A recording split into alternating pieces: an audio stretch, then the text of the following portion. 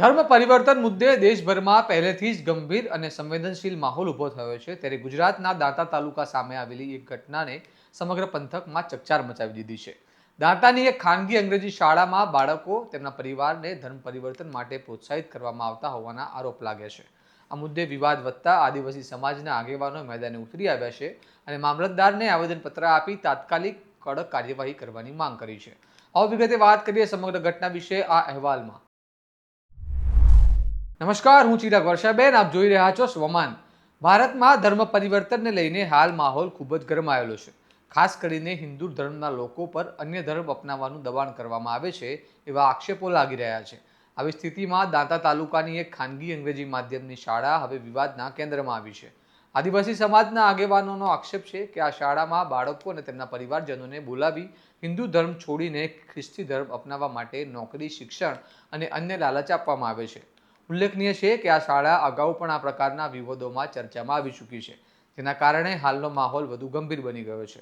આ આક્ષેપોને લઈને આજે આદિવાસી સમાજના આગેવાનો શાળાએ પહોંચ્યા અને વિરોધ નોંધાવ્યો. બાદમાં તેઓ મામલતદાર કચેરીએ પહોંચ્યા અને લેખિત આવેદન આપી માંગ કરી છે કે સમગ્ર મામલે તાત્કાલિક તપાસ કરવામાં આવે અને જો આક્ષેપો સાચા સાબિત થાય તો શાળા સામે કડક પગલાં લેવામાં આવે. આગેવાનોએ સ્પષ્ટ કહ્યું છે કે શિક્ષણના નામે બાળકો અને ગરીબ પરિવારોની આસ્થા સાથે ચેડા કરવાનું અમને સ્વીકાર્ય નથી.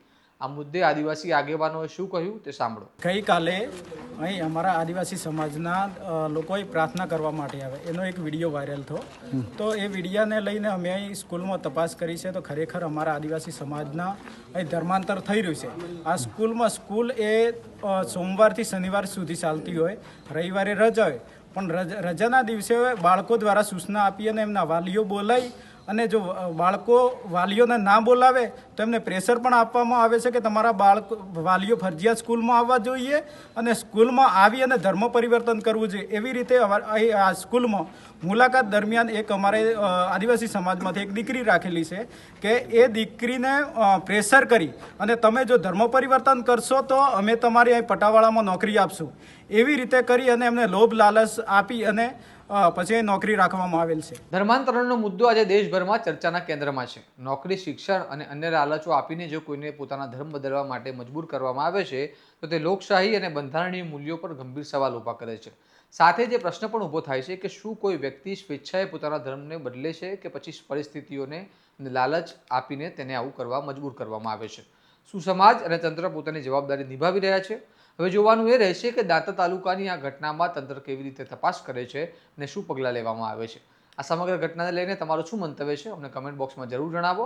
આવા વિગતવાર અહેવાલ જો તમને પસંદ હોય તો સ્વમાનની ચેનલને લાઇક કરો, વિડીયોને શેર કરો અને સબસ્ક્રાઇબ કરવાનું ભૂલતા નહીં. જોતા રહો તમારું સ્વમાન. નમસ્કાર.